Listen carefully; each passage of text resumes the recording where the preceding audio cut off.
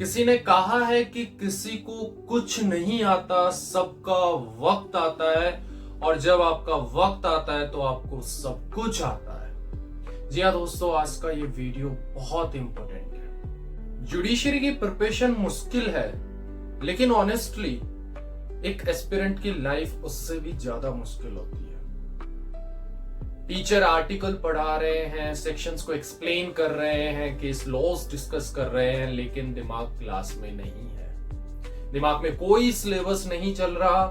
Problem law नहीं है, problem preparation नहीं है, प्रॉब्लम है प्रेशर। लाइफ इतना प्रेशर और एंजाइटी फील करवा रहा है कि एक एस्पिरेंट के पास फोकस करने का टाइम तक नहीं है। मैं इस वीडियो के अंदर आज पढ़ाई की नहीं बल्कि उस फेज की बात करने वाला हूं कि जब एक एस्पिरेंट बाहर से बहुत स्ट्रांग दिखता है, लेकिन अंदर ही अंदर वो धीरे धीरे टूट रहा है।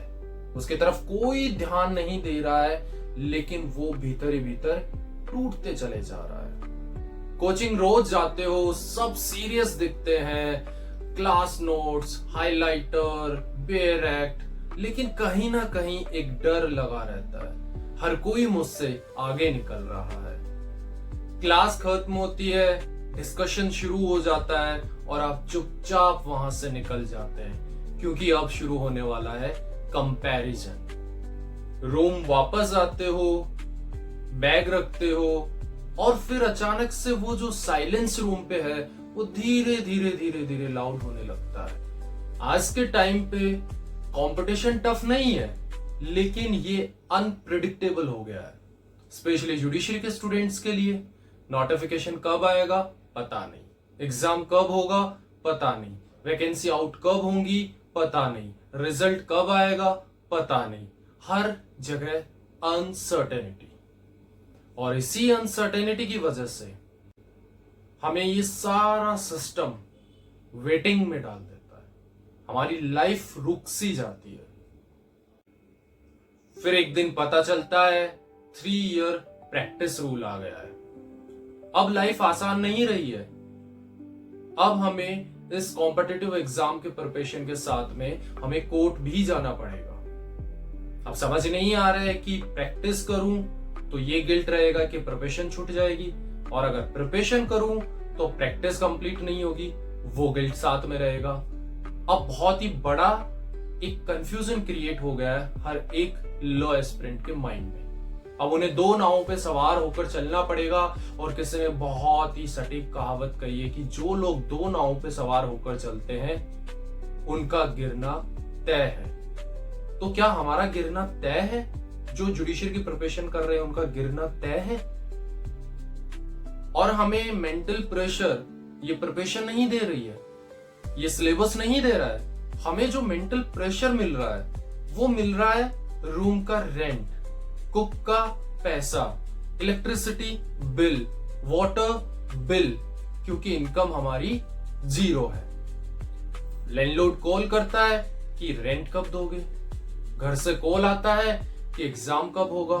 हर जगह अनसर्टेनिटी, और इन सभी के बीच में एक प्रिपरेशन वाला स्टूडेंट, एक एस्पिरेंट, वो बन जाता है सर्वाइवर।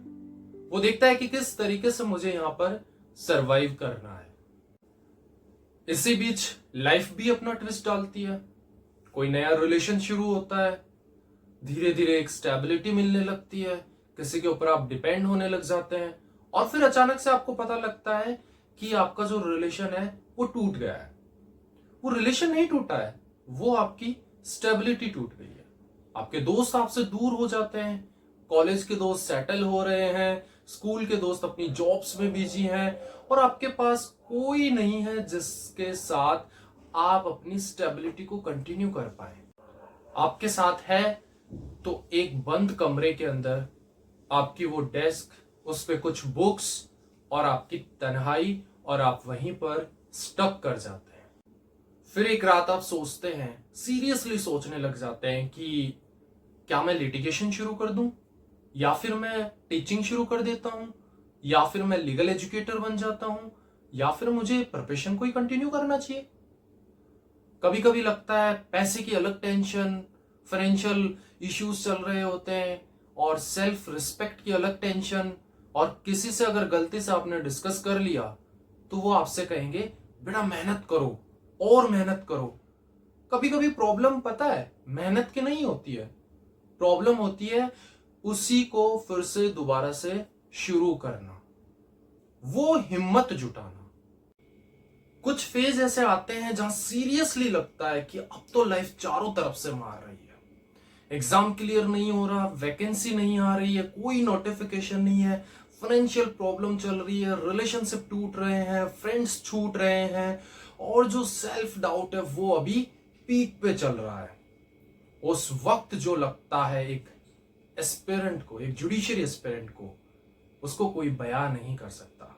और फिर वो पढ़ाई नहीं छोड़ता है, वो खुद को छोड़ना शुरू कर देता है, यानी वो खुद से दूर होना शुरू हो जाता है, और वही सबसे ज्यादा डेंजरस होता है। और इन्हीं सबके बीच में मैंने एक चीज समझ ली है कि लाइफ स्टेबल होके कभी प्रिपरेशन नहीं करने देगी। अगर आप ये सोच रहे हैं कि सब कुछ पहले ठीक हो जाए फिर मैं प्रिपरेशन करूंगा, तो आप गलत सोच रहे हैं, ऐसा नहीं होने वाला है। इस सच्चाई को आपको एक्सेप्ट करना पड़ेगा कि अडल्टहुड की ये सच्चाई है कि आपको प्रिपरेशन इन सभी प्रॉब्लम्स के साथ करनी पड़ेगी।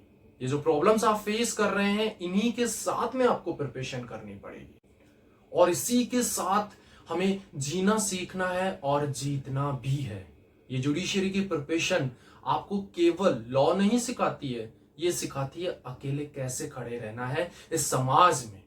अगर आपकी लाइफ में प्रॉब्लम्स का पहाड़ टूट रहा है, अगर आपको लग रहा है कि सब कुछ बिखर गया है, फोकस टूट रहा है, डायरेक्शन क्लियर नहीं है, प्रिपरेशन पीछे छूट रही है, तो आप शायद फेल नहीं हो रहे हैं, आप उसी फेज में हैं, आप उसी फेज से गुजर रहे हैं जिससे हर एक जुडिशियरी एस्पिरेंट को गुजरना पड़ता है।